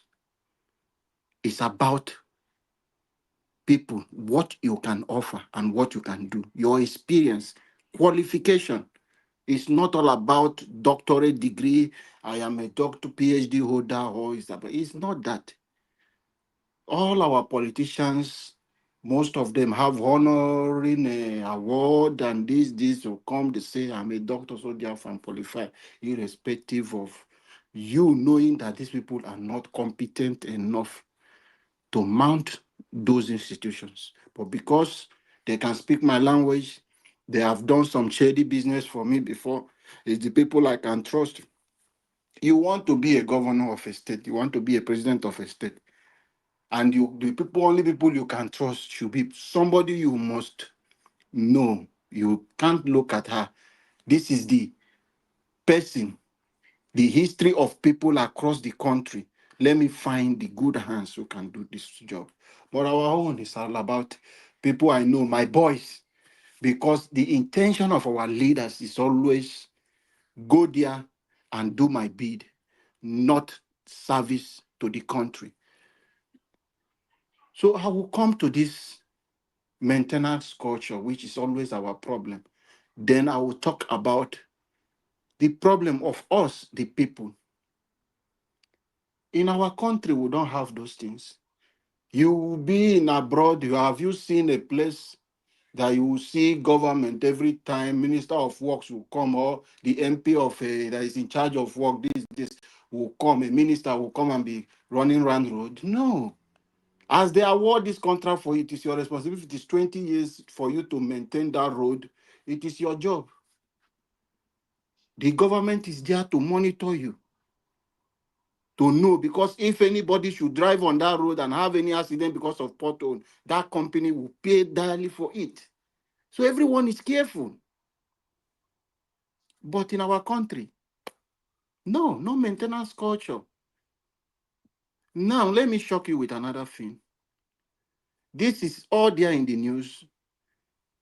Majority in Nigeria knows this one I want to talk about. A NEPA official will train people who will go a transformer that people in area contribute money, not the electricity distributing company that bought it for them. The people in that area, maybe NDDC, like in my side, they buy this transformer, or individual contribute money, buy transformer, install it with those cables. Those NEPA officials will connive with people they train to go and steal those cables, dismantle the same thing, go back and sell it. Then when it finish, the people will cry to them, they will say, okay, we'll get those things, we'll come and fix, contribute also money to buy the thing again. Go in many places in Nigeria and confirm a lot of these things if that is not what is happening in their transformer. People in that department are the people planning these things and doing it. Then the people will go again, contribute money and come, they will come and install it. They will come back again. I'm not calling it vandalism. They will come and steal it, then resell it back. This is a society we find ourselves. I'm not saying Marua and a lot of them who are carrying those things are not doing, but they are experts who will go to that trend and dismantle those things, that knows the value of it. They know the Railway Commission. They know people who are working, staff. Some of them are behind those things happening there. It's a crime. The problem is not just for them, the staff. When they see politicians are stealing, your leaders, you know they are criminals. The citizens fall and do the same thing. This is the thing that Peter Obi will be saying. When you are the top, you are not corrupt. You will reduce it by 70% because everyone will be scared. But because the people at the top, they are criminals, So the people at the bottom in our civil service commission, every year, everybody want to steal. That is why most of the civil servants, they don't care about 75,000. You want to say it's their minimum wage because they know that is not what they take home. They take home through the back door. So what they receive in a month is more than that salary. So everybody want to steal from the system. Who is suffering it? The innocent people. Even them, the civil servant now, most of them will be in that trend. But it's another civil servant in their own department that is stealing the same thing. Today they are victims. So in their own state and other places, they are also doing the same thing. So it's a Nigeria problem. If we must fix our country, our leaders must do things right, and the followers, wherever you find yourself, even if the leaders fail. So you do the things right, where you will have the power to criticize and say it. Because if you are a criminal, you can't come out to criticize somebody because they will open your nyash. So we, the people, must do things in the right way. Because the evil you do in this department today, another person, you will fall in another person department that will do their own. Police is corrupt. In your civil servant, police will come in a hospital. You will refuse to treat them because they don't have money. When you have problem and go to the police, another institution, you will fall into their problem. Bail is free. They will put you, lock you when they know you are even not at fault and collect big money from you. So this one do to this one, this one do to this one. So it's a problem. If we want to fix our country, we must begin to do things in the right way, Mr. Niger Watch. If not, we will continue every day talking about this. Look at what is happening. People have been talking about that. Where will you move a train? You see, the safety culture is a problem for us. There is no safety. Even you will see a road safety official will be driving with a spare tire who is supposed to enforce the law. A policeman will be driving one way. Yeah. Even when some people come, that is why some foreigners will come in our country and they say it's a lawless country, and they begin to do the same thing. They will do it and go away and say it's a lawless country. They don't have anything. Why are we going to be behaving in this manner? It's really a problem for us. We must fix it. You are a road safety. You are driving. I saw one road safety car with 3 tires. You that is supposed to guide people and tell people to do things in the right way. Your own, you are zero for safety on the road. Today, who is suffering it? It's affecting. Innocent people are on that train. Who are good people, they are on that train. Even bad civil servants are on that train. Bad police are on that train. Good Nigerians are on that train. But they are victims of the mistake of others. You that is going to lose it, you will lose it and sell to make money at the expense of people that will lose their life on that train. Do you know what it takes? That train will derail and affect a lot of life. Look at the accident that happened. Some people may just even lose their legs and their arms. Some people will lose their life. Have you thought about that? All right. Thank you. So, thank you, Mr. Niger Wash, and God bless you for this time. Thank you very much, sir. God bless you. I appreciate you. Before we go on, I want us to listen to this video for our final submission. Earlier today, saying that from next year, if you earn above 800,000, the federal government will take 20% of your salary as taxes. This is blatant misinformation. Unfortunately, I cannot address this video the way I'd have loved to address it because today not somebody that has supported me a couple of times. So I'll give him that respect. However, if you're interested in knowing the truth of this situation, please listen to this video. I think first and foremost is to say if you're a low income earner, in other words, you're working and your pay is not that substantial. At the moment, I'll say about 110,000 a month. It's 1.3 million a year. If that is the level of income you earn as a worker, either in the private or public sector, once these laws are implemented, effective January 2026, you will no longer pay PAYE. So if you were paying pay as you earn, so if you were paying 4,000 naira per month, that 4,000 naira becomes part of your net salary. So you see a jump in your net salary that you take home every month. If you are not a worker and you're self-employed or you run a small business, if your turnover is no more than 50 million a year, because what we did was to do some calculations to say, assuming your net margin is 10%, how much do you really have left for yourself? This is this is when you take care of expenses from your income. You know, you sold things worth 50 million, the cost of everything is maybe 45 million. You have only 5 million left. So that 5 million is 10%. We call it net margin. So thank you for reminding me. We said this person that is doing this business is also taking a risk. You know, the stress and the headache when it's getting to the end of the month to think about paying salary, buying diesel and all of that. Let's encourage them a little bit more. So the threshold for exempting them from paying taxes is higher than if you were a worker. Because otherwise, everybody will say, why don't I just become an employee if it's easier and more rewarded? So those people will see a relief, not only from their income taxes, they will not have to charge VAT, they will not have to deduct withholding tax, and most of these people also have employees that don't even earn up to 100K a month. So in which case, they won't have to worry about pay as you earn for their staff. Just keep doing your business and we pray for you to grow. So you keep growing and then you grow to the tax net when you have the capacity to pay. For large businesses, we also haven't left them behind. Large businesses will see, there's no specific date yet, but we have the provision in the law. They will see their corporate tax rate drop from 30% to 25%. We have that in the law. Middle class, by our calculations, are people earning about 2 million naira or less a month. They will see a drop in their own pay as you earn. It won't be zero, but there will be a drop. What percentage? No, it will now vary. If you earn 1.5 million, your drop is lower than if I earn 500,000 because we're making it progressive. For the high net worth individuals, we also have them in mind. Even though they will pay slightly more personal income tax, they will see other benefits in the form of selling properties, buying properties. There will be no VAT. And many of them are also people who own businesses. So in other words, I own a business. You cut my tax rate by worth of 5 million, but you ask me to pay personal income tax worth additional 2 million. I'm still better off. So at the end of the day, there's something in this for everyone. And for Nigeria, the benefit for the government is you make more money, not necessarily by taxing people more, but by doing three things. One, you address evasion. Evasion is people who are just not paying taxes, even though they're making money that's liable to tax. Number two is you take care of wasteful.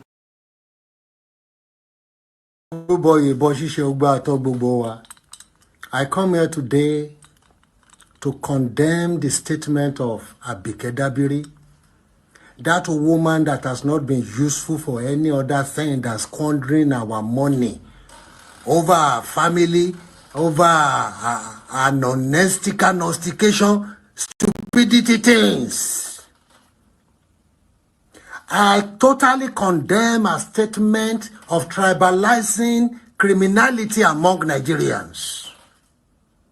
I totally go against the fact that she, one way or the other, indirectly referring to a particular group of tribe in Nigeria to be behind all the criminalities in Nigeria. An Igbo small girl was the best student this year in all subjects in England. We say she is a Nigerian. But when there is problem, like what you are saying about Malaysia or wherever, that the people on death row, there 20 people are on death row, there are 20 of them are from Southeast, one of them from Edo. Your Excellency, what is wrong with your brain? Why do you have a selective memory? Is it because you don't wash your hair all the time? 52 Yoruba people are in Saudi Arabia facing death penalty. 52 Nigerians, Yoruba people. So, last week in New York, over 14 Nigerians were rounded up, mostly Yoruba people. You are trying to tribalize criminality. A criminal is a criminal. As long as you are carrying your passport, if you committed any crime, you are a Nigerian. I'm trying to say that you don't want people to generalize it. Haven't you generalized it by you saying that 20 of the 21 are from Southeast, and that has been the normal routine? What is normal routine? I want 50 to 1 in Saudi Arabia or Yoruba. We don't want bigots like these people in power. We don't want people who talk along shisha. We have Nigerians suffering, dying every day in Libya. This woman Olopolo, láti lọ ṣe nǹkan kan. The time we had problem in Sudan, this woman, this bigot of a woman, refused to carry people from Southeast, giving preferential treatment. People who are facing death, on select one. Eru Fulani. On tribalize Criminality to Nigeria. Are we not Nigerians? Aren't we carrying the same passport? Èmi ò mọ̀ bí ó ṣe jẹ́ wípé wọ́n ṣe sọ pé we are so smart in Nigeria. Àwọn olófò bí eléyìí. Àwọn olófò ènìyàn. Àwọn ọ̀dàlúrú. Àwọn òfi ọ̀rọ̀ báyé jẹ́. Irú yín náà fi sípò. How do you mean that that you don't want to generalize it, but most of the crime always come from one particular place? There's over 50 Yorubas that are facing death penalty in Saudi Arabia there right now. Why aren't you saying a goddamn thing about it? You make me mad this morning.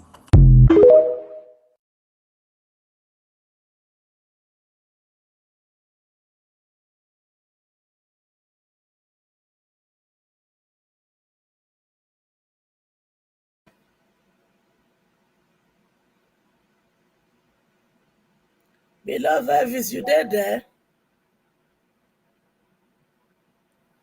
Hello? Hello? Mama, talk. Something important Can hear you that talk. Dr. Albi Ezekwesili has to say, just in 30 seconds. Seconds. All right. I am glad you guys are here to listen to me. And maybe you won't invite me again after I'm done. You represent the heartbeat of professionalism in our country, in any society. I think it's important that we don't laugh through the conditions that we find ourselves as a people. You're the best of minds. Anyone who is able to train and become a lawyer in Nigeria represents the elite of our society. What's going on is an abandonment of responsibility by the elite of our country.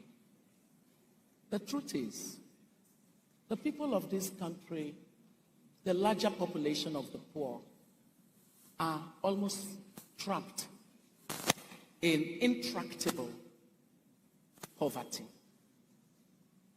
Some 133 million are perniciously in that state of poverty.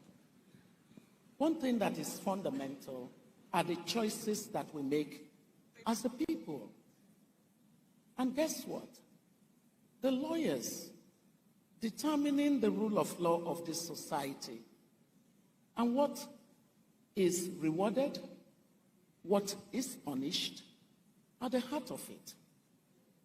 The question that I hope your conference this year would force each of you to ask is, should there be an evaluation of what our profession has done to provide the necessary guardrails for the behavior of our political class?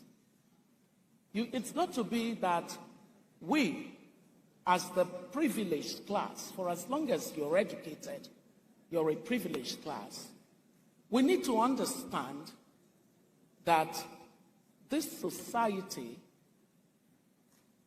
lays prostrate for the poor right now, some 133 million of them, that a distorted incentive society is making it impossible for them to actually have a quality of life that is close enough to just being normal.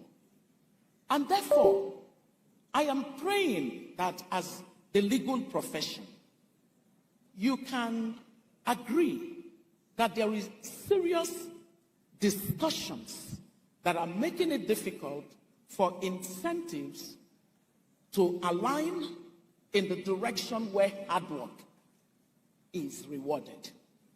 This country has to go back to rewarding hard work.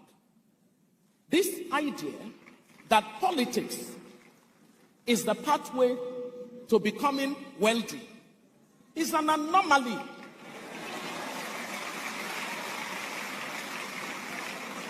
Any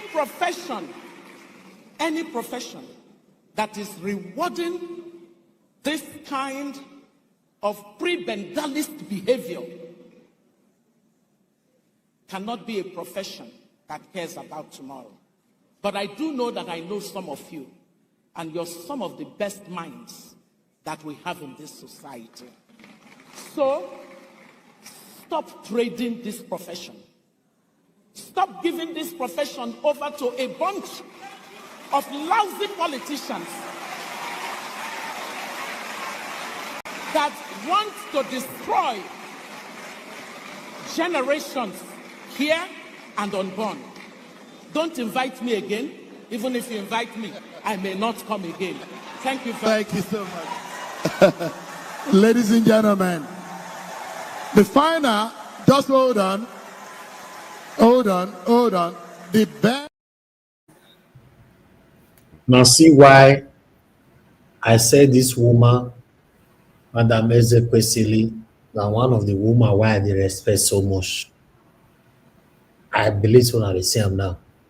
Say, let's just assume, say she said she want contest for 2027. Yes. Now woman why I will support anytime, any day. I've heard talk before. But nevertheless, let's have our final submission. Mr. Dua, you were here. We lost. Quickly talk to us before our final submission. Talk to us. Okay, thank you, Mr. Najawas. Thank you very much. Good evening, Mr. Najawas. Good evening, everyone in the panel. Good evening, Mom Diaspora. Good evening, commenters, listeners, and viewers on the passerby. Thank you. The OB versus Jonathan battle for PDP ticket. Well, if we say battle, I can't really put it as battle because Peter Obi and Jonathan have not spoken anything about PDP or their ticket. So it is the PDP people who are trying to persuade or infuse that thought into Jonathan and Peter Obi. Because if Peter Obi has said, yes, me and Jonathan talk and we are going there, whoever I am, we might not call it battle on the PDP ticket. So, because the people that are doing it, for me, it's good. It's a view like that man who came and said that, like him of his part is for Peter Obi, while there are other people who are still putting Jonathan as a view, because he said they are still talking to Jonathan. If not, even Makinde, they have it as PDP governor. So there are different people which will come up. But I know with people must say it is our mad dog from Cross River that is pushing. No, let's be realistic here. When something is good, let's say it's good. When something is bad, let's say it's bad. Because Mad Dog did not even allow the PDP to hold their neck meeting the other time. So what they did in the, I think it's Zamfara, or Sokoto, they not did their meeting. And they are daring Mad Dog now that he should come and try. So, because they want to rebut PDP. Although PDP is not to be trusted, but they want to rebut PDP. Because people who is Mad Dog? The people that have been eating milk, drinking eating shawarma, doing everything, they now find out that it's hard for them to drink gari. So they will look for help team by team to make sure that they can able to drink milk and eat shawarma and drink wine. So that is what the PDP are trying to do now. But because the way they set up their party, and that is why it will still be difficult for them to convince Nigeria, because Peter Obi was once in that party. But if Peter Obi go back to that party, I believe he will get the ticket, because I know PDP can do that easily. According to my people that said, it is the person that who come that the foul run after. So PDP will give him direct ticket. That is not argument. So let nobody say it is wiki that is trying, they are just trying to play the game. No. PDP themselves need that power, because They know that they are losing people decamping to APC. The reason is that their person is not in the president position. If their president, it was the president, nobody will have decamped from PDP. People will have joining the PDP. So we know how they do it. Even when Obaseki come to Edo State as a governor, do you see the way PDP put everybody aside and give him tickets straight, because they know that him was the one that Edo people said, whether the APC like it or not, we must go with him. So PDP, we know them for that. Then let me talk on the train, that railway, because I saw it. I think this man of Cross River were the one that hold the contracts when Buhari, Amici, when Buhari were working, and Amici said that they have done the railway. Is it not the railway they did between 8 years? That kind of thing happened in the north, whether in Abuja, whatever. I believe Amici is supposed to go to prison for such thing, because he was the supervisor. He do use it to compare and say, Buhari, I don't well use. Is that not the train this thing that Amici is boasting of, which has not even get to 15 years? Then we cannot experience such disaster in it. If I were to be the government, I will have arrested Amici. That is for that. Because, and to see, look at the way they are rescuing people. Oh God! Oh, what a pity! Nigeria is supposed to be my country, but Nigeria, Nigeria, my country. Oh, it is painful. Nigeria, my country. It's very painful. That is how they are rescuing people from the have accident train. Well, they have still everything now. You just come to a position and steal. So you don't. Nigerians, people who came to any position, don't have feeling of human being. It is very, I will say this, very rare to find Nigerians who have feelings of human being. Once they enter power, they enter any position, it is very rare to have the one who have human feeling. That is why if you go to hospital, they tell you, if you do not take card, if you do not take this one, if you not pay so and so amount, the doctor will not marry you. In the market, if you don't join this meeting, if you don't join that meeting, you cannot say something. In the anything, if you don't join this society, if you don't just do, my God, I'm really, really painful. Pains my heart to be seeing people happening in that country. Now, the one that the other of our brother shows in the Delta State, they are losing the boat. That is automatically another accident, because any train that passed that, because it is the new loose was there, old loose was there, because someone have posted such video before, but this one I believe is a recent one, because this new loose that they did now was all these things. If these people were able to be putting bomb, to be blasting a rail track, and nobody was arrested, so why can't they go and be losing the boat so that they do it easily?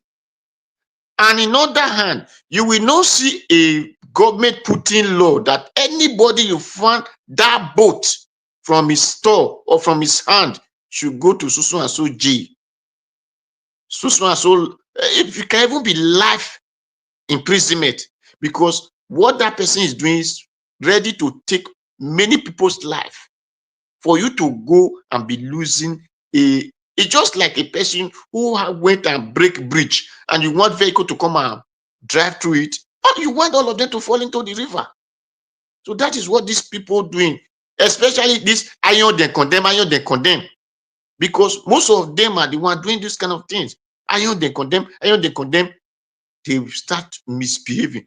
The other day, I saw a video when they went and caught power line. They cut the iron. Before they have been losing both, but now they wait and cut power line iron. What they want to do is to cause damage. And you don't see people call themselves government giving a strict law that will punish such people. Nigeria, my country, what a country of criminals. You can really shoot, man. That is where the other day they said the country, those PDP and APC, they are terrorists. This thing, people come at me. Is that with this kind of government, is it not terrorism? And you will not see the government make sure that they arrest people. Thank you, Mr. Nigeria Watch. Thank you very much. Thank you. All right. Thank you very much, Mr. Odowa. God bless you, sir. Thank you. We're having a final submission now. Mama Esho, please, your 2 minutes, ma'am. Mama Esho, you are not there. Mr. Elvis. Thank you, ma'am. Go ahead, 2 minutes. Wait. You want to make we do final submission? You can't bring ogbono soup with bitter leaf soup at the end. You Yes, don't know now only 2 minutes. wait Yes, now. sir. You don't know that these 2 videos when you play so now new conversation. I know, but we final submission want to talk about. No problem, because I know they touch that 2 video. You go represent that tomorrow. Because if you in a topic that needs to be discussed, so my submission will be on waiting day grant. These 2 videos, now something we go discuss tomorrow. Thank you. You see, Pikin Elvis. You see those children, I not call them Danny for nothing. Make you not vex. I be mama, and the kind mama when I be, I go use one hand beat you if you do nothing, and I go use another one correct you. So as they no want buy like chicken, una go buy like king, like prince, like princess, like queen, if you don't change your behavior. Did you understand? Because the bitter truth is this: life is one. So if you don't value that life that is one, and you don't have, because some of you are so young, and I know that most of you, your biological father, your biological mother, your brothers and sisters, your cousins and uncle, they are still alive. You don't care about them at all. When you take that to your banya and your head they begin to spark like a electric wire. Now go they misbehave. I go repeat them again. If you don't change that your behavior, children, when you feel say money don't call, you go begin to do anyhow. You go buy like chicken. Not vex or guys, because they cannot buy like king. King doesn't behave that way. Queen doesn't behave that way. Prince doesn't behave that way. Princess does not behave that way. Smart and intelligent children does not behave that way. Since it be say una smartness and intelligence and the position when Papa God don't give una as king and queen, prince and princess don't mean anything to you. Now the position when this useless oppressor can't give una. Now make una they get opportunity to go high, like higher Mount Everest. If you don't change, you go buy like chicken and nobody go whip for you. Good night and God bless us. All right, Mama Esho, thank you very much, man. Thanks for that final submission. Okay, Mother Patricia, please, your final submission.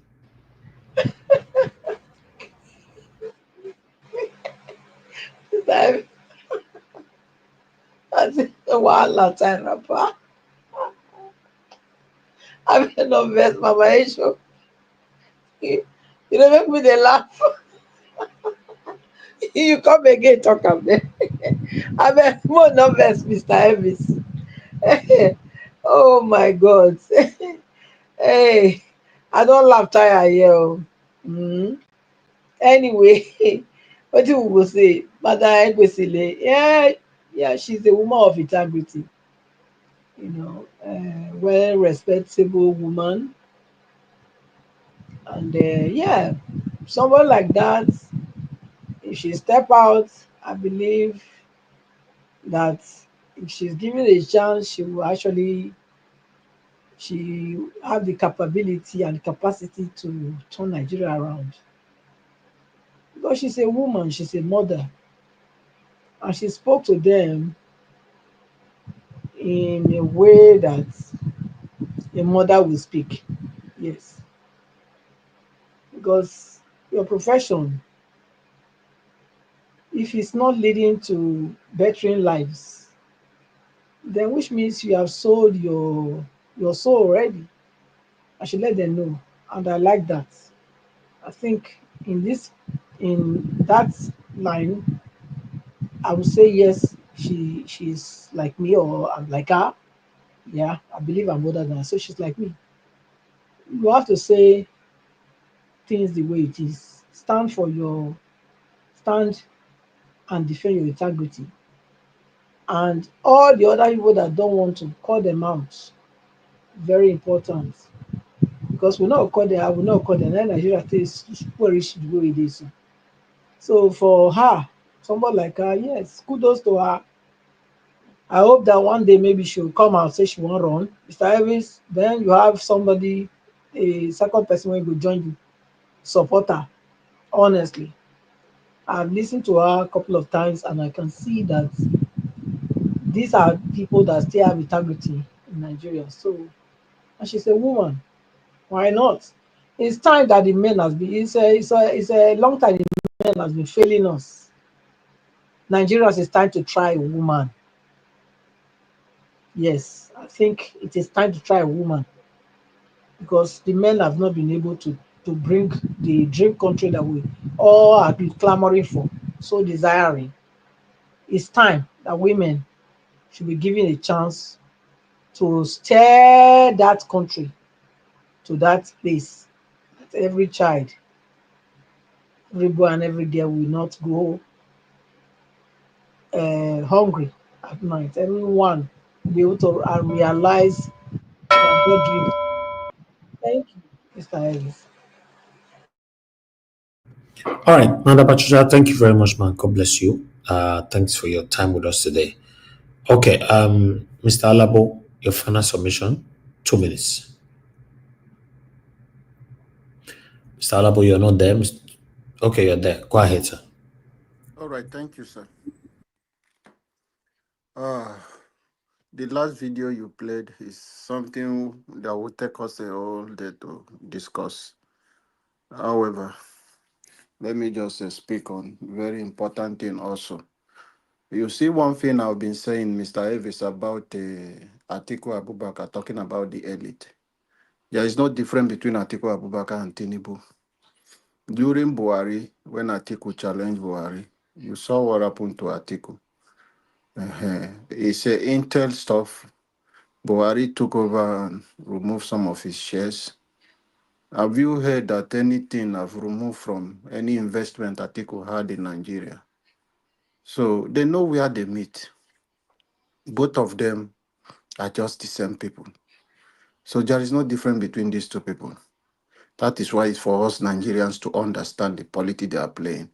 If Atiku become president today, Tinubu will not lose anything. As Tinubu is the president today, it's not giving Atiku any headache. So his business is going on. It's only people like Peter Obi that are suffering and other Nigerians who are saying no to President Tinubu that are suffering, that their business is crying, that they are having challenges, EFCC coming to attack them. But people like Atiku, nothing will happen. So it's for us to understand how these people, they work, and for us to know that 2027 is for you and against the elite. Those people who want to maintain the status quo. In the way, when I talk about the status quo, if he becomes the president, corruption will still remain the normal culture for Nigeria. Because check people surrounding him. Who are those people? It's people who want to come into power. People like who are talking on TV today. Some people in Arise News, they will have opportunity. These are part of the people who are praying for them. So if you go to other places, there are people who want to gain something from the government. Those are people that surround Atiku. And those are people who will give appointment, which he says he's going to say those things to his friends. So it's not missing word. So Nigerians, let us know and just wake up and do the right thing. And let me just talk briefly if I have a time. It's talking to them. That is the Bar Association. Where Nigeria have lost trust. Before we say these people are the last hope of a common man, are they the last hope of a common man? They are the last hope of politicians. Every judgment they give today is in favor of the politicians, is in favor of the presidency. So nothing is what powerful individuals want them to decide. That is what the judges. This is what happened to them. They want to make money because the system is full of corruption. They leave the door open for them. What happened? During a Doe election, if you want to do an investigating journalist, go and check how much that went into the lawyer's hand from Aso Igodalo and Monday Okpobolo and the judges. This son and these lawyers go to politicians, take money. I know the judge. I know that is why you will see the people, they buy them house in abroad, they do something. That is why even if EFCC arrest any politicians of, you will hear 10 billion naira. These politicians will be bold enough to go to EFCC, hire the best lawyer, and divided of giving EFCC those money, they will divide the money into 3 portions, or even some of them divide it into 2. They will give a judge and the lawyers to say, okay, you people take this one. Me, I am ready to go with my own 30% or 40. You people should take 60. That is what is happening. So that is why EFCC have never been able to win any case. So it's a cash out something for the judges. That is what they do. That is why you see them. Is it 400,000 that is making them rich? That is their salary as they claim, or 300,000? No. These are the things that give them money. That is why politicians don't want to do anything about their budget. So these people need to wake up and become the last hope for Nigerians, and see how the Bar Association can sack those bad judges. Thank you. All right, Mr. Alabo, thank you, sir. Sorry, Mr. can I just say Okay. one thing? Okay, Mr. Alabu, if you say they are getting 300, 400, is that a fair payment for such caliber of people? Because you see, that's, this thing we are facing is systematic. It's systematic. The police are not paid well. The judges are not paid well. Doctors are not paid well. Because why? They have a plan for them. That's the reason. So And I yet they think hike their Madam Patricia, salary. you know why I said that? Do you know why yeah, police are not worried? When I spoke from my Niger was sorry, just give me 30 seconds. I spoke about this on my first submission. The civil servants are yeah, not worried. Police are not. Have you seen police who come and be telling you? Because they but know, politicians no, know how no, much. I understand. What I'm trying to, Politicians know how much they I'm give also, police people. no, Politicians know how I'm much not they give saying police your people. submission was not a line. All I'm Yes. saying here is that it is systematic, it's deliberate to Yes. put these people in this position so that they can use them as tools. That's what I'm saying. Okay. Thank Thank you. you. Thank you, everyone. I appreciate you all. Mr. Oduwa, your final submission. Thank you very much. Thank you. Let me correct this, our last talk. Mr. Labo and Mama Patricia, thank you. You people have spoken well. But in other hand, you say they are caliber people. No, those people are not caliber. They are Oporipotri. Because if they are Iroko and Obeche or Black Afara, they will have do the work of caliber people. That is why this woman is telling them, this woman has narrated me, that I always say, tell me your education you have. Because what they read in Nigeria is lost. What man read law? But in Nigeria, they read lost. That is why they cannot know how to be, they cannot find it because they are looking for it. So they cannot make use of it. Now, if they are caliber people, a person who went to, who you say is lawmaker, he make law and you are not there, give you to interpret. How are you going to interpret it? because you did not agree with him when he was making, and you know this is the point of it. That is why when the A said of this law, B will come and say no, C will come and say that, because they are not caliber people. People, I know that when Black Panther will come, you say no, everyone is of his own. No, before a law, before the president will have signed any law, the judiciary will have put it into balance and said, no, this law is not like this. This one will not favor Nigeria. Because all of them are in one secret society or one useless way of life another. They don't care about you. They make those laws so that they can be making Nigeria to cry every day. Because it is only people who doesn't have hearts, who doesn't have heart, who doesn't have brain, that we said, let my people suffer when I am using their blood and their tears to enrich myself.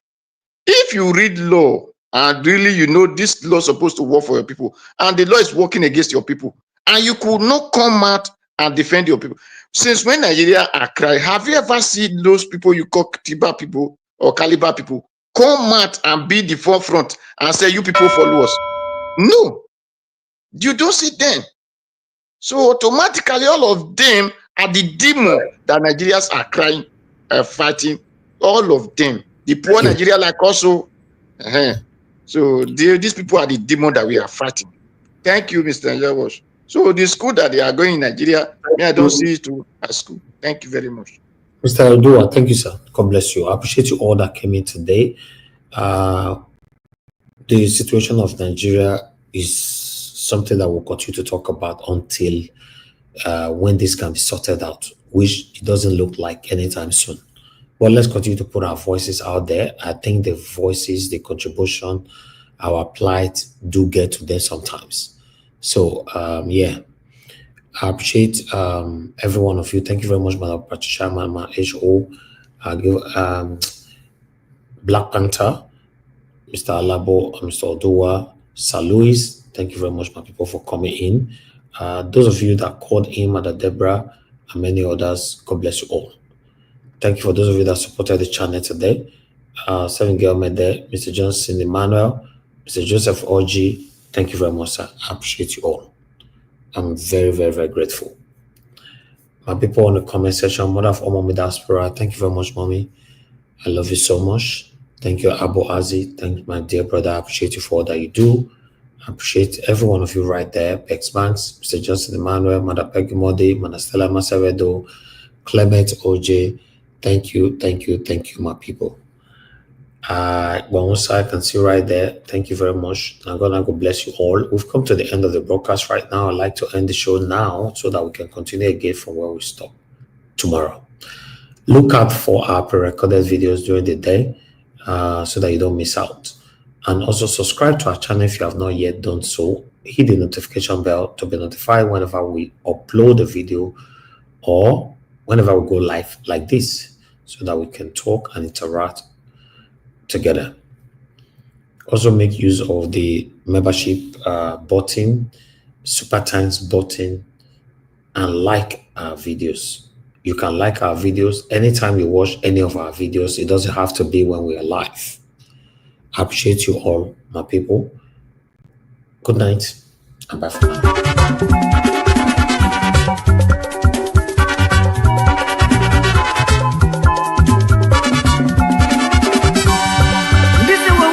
In this world, all of us today in motion.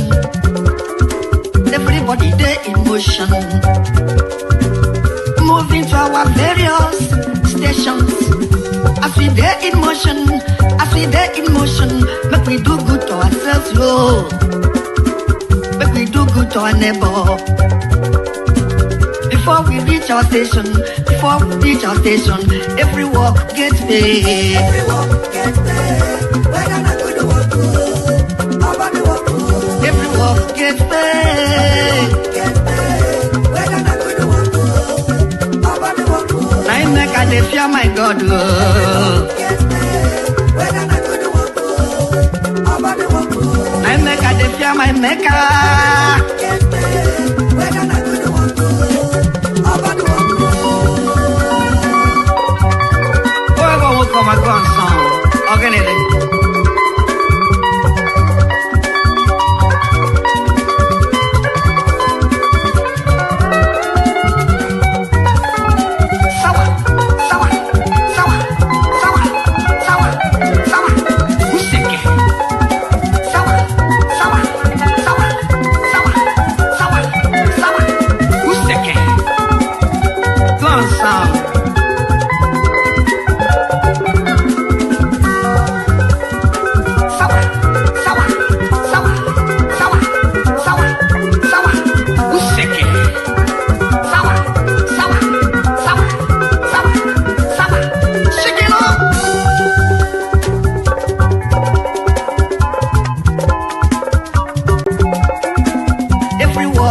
pay. Everyone get paid.